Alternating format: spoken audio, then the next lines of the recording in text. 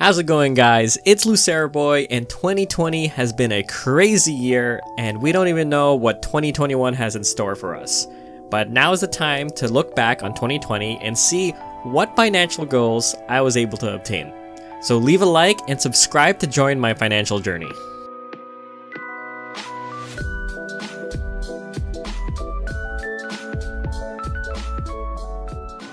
So if you're new, let's recap my goals for 2020. So number 1 was to invest $25,000 by the end of the year.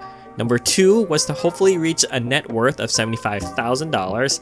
And if I wanted to go above and beyond, number 3 was to reach a net worth of $100,000. How much money did I start with beginning of 2020? My net worth was somewhere around $45,000. This is between my retirement accounts, cash on hand, my life insurance, things where I have my money. I didn't have any large assets like a car or a house, but this was approximately how much money I had. Keep in mind my $45,000 starting point, and as I go through what I spent my money on and what I invested in, you'll maybe be able to estimate how much money I ended up with by the end of 2020. How much did I spend?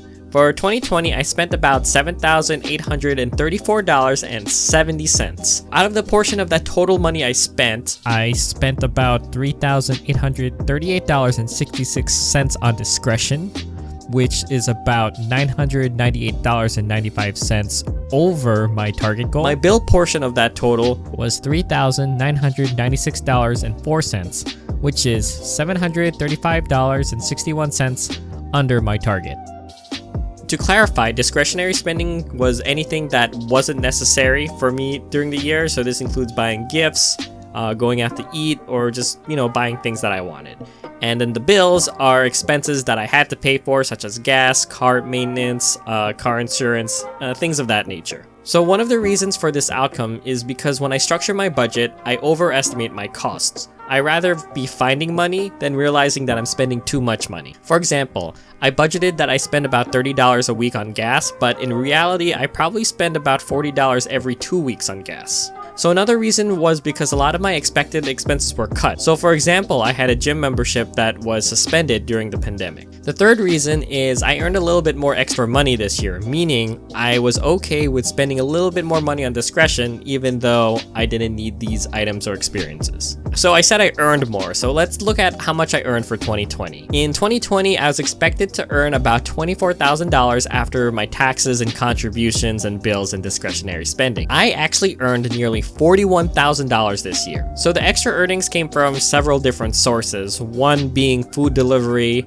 another being I sold some of my assets, the stimulus money, a bonus I got, and a raise that I received in September. For 2020, after subtracting about $8,000 of money that I spent, I added about $33,000 to my overall net worth.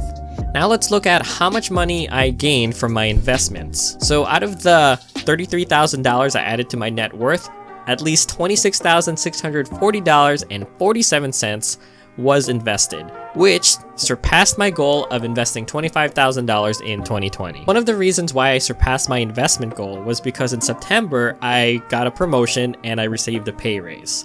To accommodate that pay raise, I increased the amount of money I was investing every week from about $450 to about $550. The reason why I did this was because I kept my bill spending the same, I kept my discretionary funds the same, but I increased the amount I was investing to accommodate the extra money that I was earning. Now we'll calculate the gains I got from my investments, and this means my HSA contributions, my life insurance, my 401k, my Roth IRA, and my taxable accounts. And the total gain of my investments totals to about $22,000. The rest of the money I earned for 2020 was kept as cash or put into my savings account. What was my net by the end of 2020? I started 2020 with $45,000, I earned $41,000, I gained $22,000 from investment, and I spent about $8,000, which roughly equals $100,000. That's right, I was able to reach a net worth of $100,000 by the end of 2020. Here's a screenshot I took of my account the first week of January 2021. I honestly thought I'd hit maybe shy of 100,000, and I didn't really bother to check, but to my surprise when I did check, I did hit my goal. I didn't have any magic tricks or anything like that. let's look at my account and how it developed over the year. So if you want to just see a brief breakdown of my account allocation, you can see that I have about $6,684 in cash, some of my debt from my credit card, and a majority of my money is in investments, and this includes my 401k, another 401k, my taxable account, my Roth IRA, life insurance plan, and then I have a little bit in some Webull investments. Currently right now, it says that my net worth is at about $104,000, which is pretty awesome. Starting at the beginning of the year, the first time I opened this Mint account was apparently in December, at the end of December of 2019. And I was moving some of my money around, so there's kind of like a discrepancy about how much money I actually had. It's saying it's somewhere between $47,000 and $38,000. When you move money between accounts and they don't finish the transaction right away, it'll count as double money. So let's just assume I was about at $45,000 for the beginning of January 2020. Over time, you can see my money go up month by month. Nothing crazy, just consistently adding money to it, and of course, the market also increasing in value. And I will say, even though I kept adding money to my investment accounts, I would not have reached this $100,000 goal without a positive market. As I said before, at least $22,000 or $21,000 of this increase was from market gains. So with a little bit of luck, I hit my goal. But my main focus was to invest $25,000. My second and third goal was net worth, and that's just at the whim of the market, as they say. It's pretty rewarding to see my wealth grow over time, because I want to be as transparent as possible. I don't want to mislead anyone into thinking that I'm some crazy stock picker or anything. What I'm doing, anyone else can do, and it's really easy. All I did was save and invest as much money as I could throughout 2020. I invested and saved about $33,000 this year. My investments just happened to gain $22,000, which is about 20%, which definitely is not typical. And this year has not been typical either. In the beginning of 2020, I lost about $10,000 to $20,000 in market value. But remember, that was only market value. I still own the stocks. So I kept the stocks and I kept dollar cost averaging, which just means as the stock prices drop, you keep adding money in. Even when the stocks go higher, you keep adding money in. Over time, you get an average cost, and by the end of it, you should have had a net gain. What you need to do is have a goal, make a budget, have an emergency savings, invest, and live.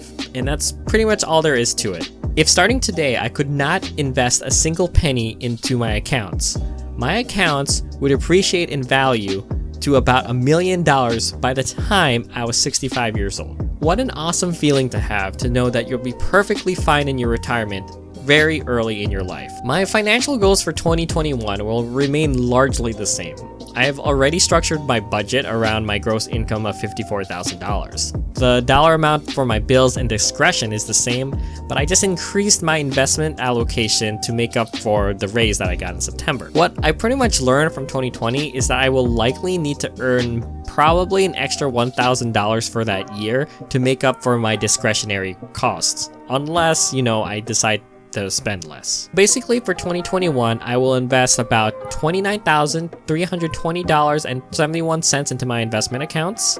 I will aim to reach a $135,000 net worth, and if everything goes perfectly, hopefully reach a net worth of about $154,000. My net goals don't factor in market growth, so I might blast past them or I might fall short.